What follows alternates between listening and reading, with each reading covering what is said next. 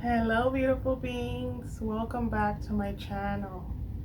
This video is might be a little bit raw. I think there is value in opening yourself up um, for people to understand where you're coming from. I think, something is knowledge and then something else is wisdom. And I think, wisdom has to do with you taking that knowledge and putting it into work. Um, and just kind of like getting out of the funk. Like, what do I have to show? Right? And I truly believe in teaching by example. And it's one of the main reasons why I made the decision to kind of put myself out here. It's a little bit nerve wracking. Um, I'm trying not to compare myself to any other YouTube coaches out there. There are tons. I'm just hoping that my experience and what I have gone through is able to help other people out there. Um, and as I teach, I learn. So it's not like I know everything. I don't. I just know that I have overcome a lot. And I try to give myself grace for the things that I'm still overcoming. So I don't paint myself as a know-it-all. Um, I'm still learning, but I feel like I have overcome so much that at this point I do have a lot to say and I do have a lot to teach. So, okay. So this is kind of, it's not the daily routine. There's things that I don't do that often. And then there's things that I do every day. So, um, as I have mentioned before, um, my childhood, and I wouldn't put it all on my childhood, but my life 30 years back, like let's say from being born to up to 30 years, up to 30 years old, were not the best, to say the least. They were not the best. Obviously, there were good moments. I feel like if there wouldn't have been good moments, I wouldn't be here. I also consider myself an extremely strong person. I consider myself an extremely hard-headed person, in a good way now. I used to think that was a bad thing before. Now I consider it a good thing. So being extremely hard-headed has not allowed me to quit on myself. I know that a lot of the things that I have gone through would have defeated some people. Um, not everyone is able to carry the same burden, but pain is pain, regardless of the person. That's why I think it's very important that we are able to put ourselves in other people's shoes and understand when a person is in pain. They don't want to be in pain. Nobody wants to be in pain. Everyone is out here just trying to do the best they can within the state that they're in, right? So just shift your state, shift your state, shift your state, shift your state. That's such a common thing to say. But when you're stuck in this, in this mindset for so long, you don't even know there's another state. It's kind of like your vision is so, is so closed off that you don't even know that there are options. You don't even know you have options. You're just here trying to survive. You're constantly in fight or flight, and you're just trying to keep living. You don't even know that there's other options out there. Honestly, when I was younger, I didn't know that I could change my life.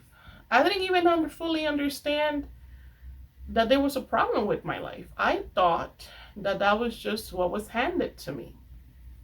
And, I thought these are just things that happen to me. And I feel shitty most of the time. And why do I feel angry so much? And then I started to kind of self diagnose. with Google and YouTube, and I understood that a lot of what I have gone through was trauma. It was, emotional and physical trauma. A lot of manipulation. Um, I didn't even know what love was. I didn't know what that was, or I could say I didn't understand it. Um, I understood pain, but a lot of things were very closed off to me. Like if a man came up to me, um, even if I didn't think they were the greatest fit for me, I would just be like, well, let me just get what let me just take what I can, right? Because what other opportunities am I going to get? So there was a lot of dark things. Um, that a lot of it, I even regressed. I even repressed some memories because when the things would happen, I was too young and my brain couldn't really assimilate it too much. So my brain repressed the memories. And then, working with my therapist, who I love very, very, very much, he's like a friend to me. Um, they came forward and they were very painful. So there is this belief in the law of attraction, law of assumption community that, oh, you just affirm, just affirm, just affirm, just affirm. But then what happens? When you just affirm a new story, at the beginning, it's all fine. You start to feel good. But your basis, your subconscious mind, um, is trained, is reprogrammed to something else. So it's kind of short lived. That's why a lot of people are able to manifest their specific person back, but they're unable to keep it because subconsciously they have these tapes running in their mind that said, you're not worthy, you're not good enough, you're not loved, you're not wanted, you're not chosen. So consciously, they're able to manifest what they want, but subconsciously, and we know that our subconscious mind is 95% of the time working versus 5% the conscious mind, then it just kind of slips through your fingers because you cannot be conscious 24/7. So that's why that's the work. Reprogramming your subconscious mind is the work. That's the work. So, and then going back to the whole thing, you get a negative experience in your reality, in your childhood, or I did. I got tons. But let's say you get whatever in your childhood. And then what happens is that belief that you created based on that experience then you start to manifest continuously based from that negative belief. And then these new manifestations just continuously start to reinforce that belief. So it's like manifestation negative goes to the belief. Manifestation negative goes to the belief. So it goes in layers and layers and layers. So some of the things that I have done is I have used Ho'oponopono to work on really big, or what has felt to me like really big issues, really big, maybe a limiting belief that I've held for a very long time that seems to not want to shift. I have used Ho'oponopono to go all the way back, and clean through all those years.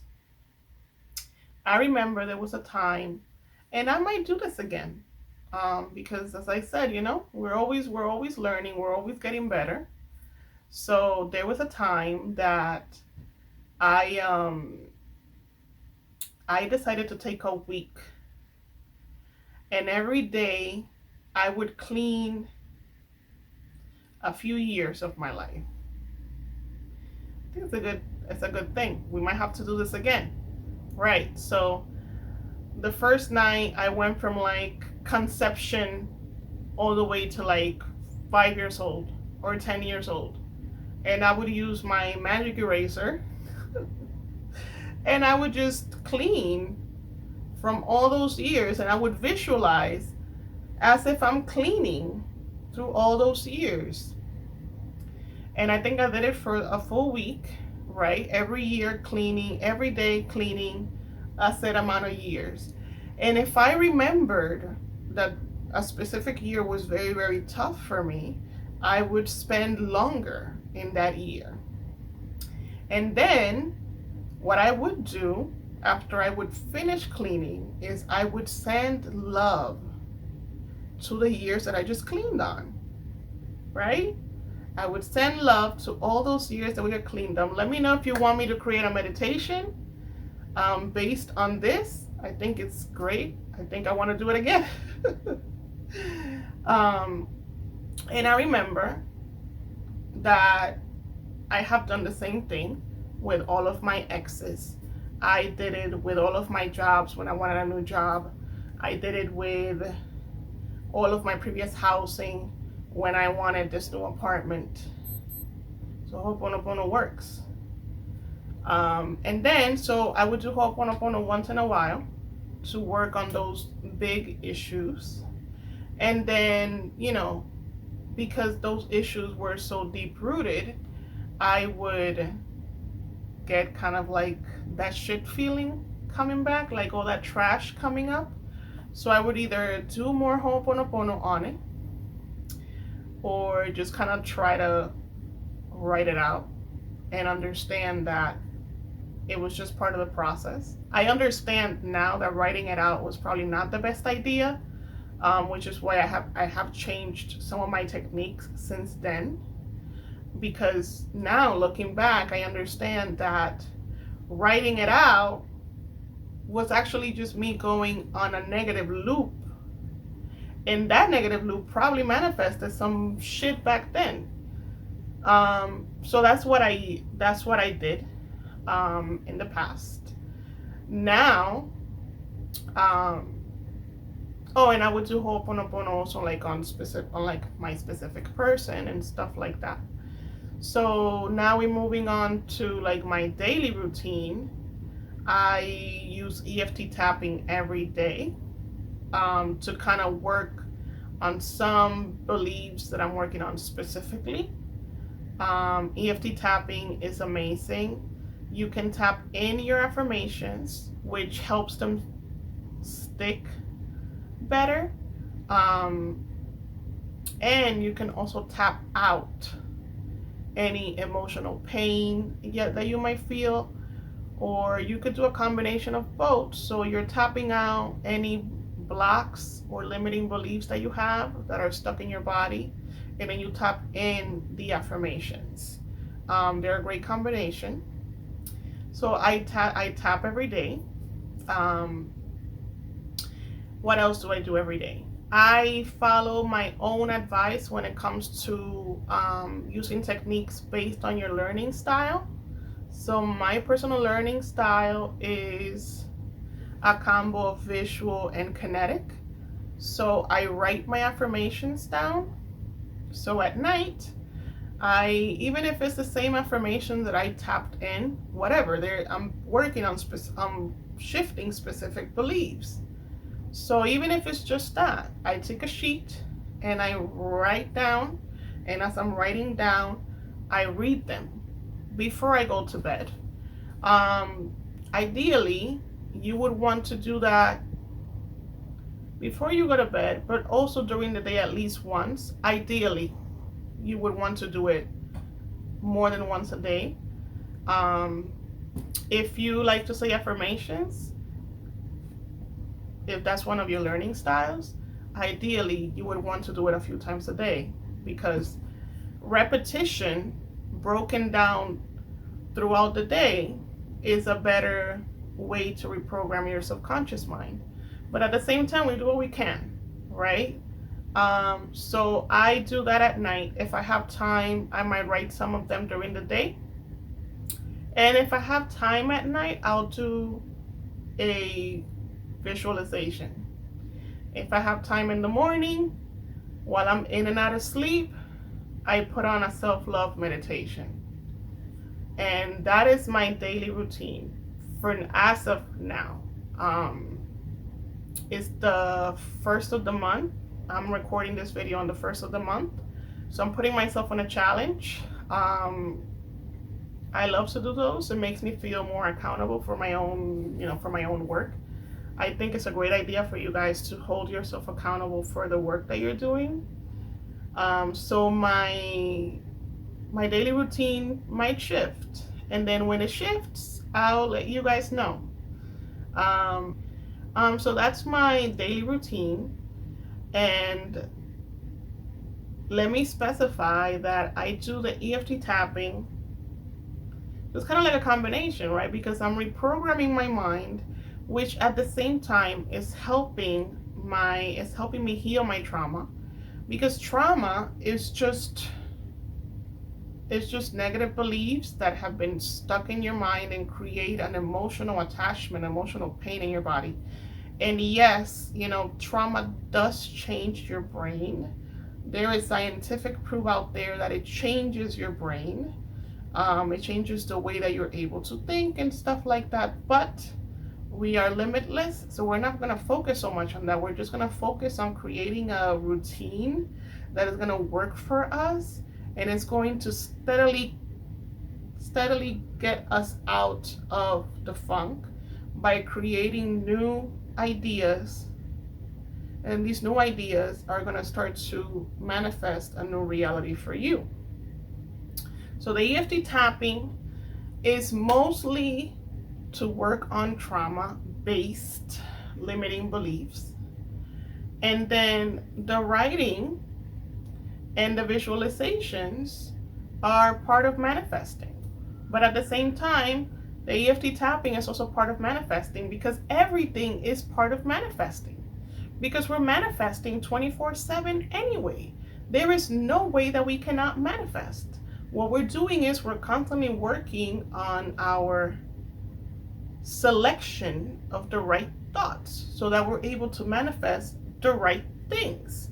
So everything is towards manifestation, because everything is a manifestation. So I hope that makes sense. I feel like my hair keeps getting bigger and bigger. I'm so hot. Because I have to turn on the AC so that it's not loud in here. And let me know if you have any questions or any other videos you might want to see from me. As always, I'm here to coach you, guide you the best way that I can. I want the best for each and every one of you, because you guys deserve it. We all deserve it. And you never know. Give me a chance to coach you. Try it out, and then judge for yourself. All right. Until next time. Bye.